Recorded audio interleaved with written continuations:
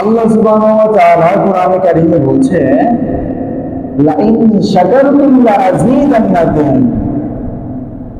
আমার বান্দা বান্দীরা যদি আমার নিয়ামত পাওয়ার পরে সেই নিয়ামতের শুকরিয়া আদায় করে, আমি আল্লাহ সুবহানাহু ওয়া তাআলা তাদের নিয়ামতকে আরো পরিপূর্ণ করে বাড়িয়ে দেই। বলি সুবহানাল্লাহ। তো আল্লাহর নিয়ামত পাওয়ার পরে আমরা শুকরিয়া আদায় করব না? করব না? করব তো ইনশাআল্লাহ। আল্লাহ রাব্বুল আলামিন ওনার রাসূলুল্লাহ সাল্লাল্লাহু আলাইহি ওয়াসাল্লাম বলেন যে আল্লাহর কোন বান্দা, আল্লাহর কোন বান্দী, আল্লাহর কোন গোলাম কোন নিয়ামত পাওয়ার পরে একবার যদি আলহামদুলিল্লাহ মাত্র একবার যদি বলে, আল্লাহ সুবহানাহু ওয়া তাআলা একবার আলহামদুলিল্লাহ শুকরিয়া আদায় করার কারণে তার আমলনামায় 1000 পরিমাণ সওয়াব তার আমলনামায় লিপিবদ্ধ করে দেয়।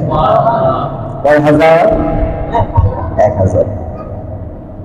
আচ্ছা, আল্লাহ রাব্বুল আলামিন আমাদেরকে সওয়াব কামানোর জন্য বিভিন্ন ওয়ে, বিভিন্ন রাস্তা সহজ করে দিয়েছে, দেখিয়ে দিয়েছেন। শুধু আপনি আমি আমল করব, আপনি আমি সেই পথে হাঁটবো, আর আমার সুবহানাহু ওয়া তাআলা কবুলগুজার বান্দায় পরিণত করে দিবে। ঠিক কি না?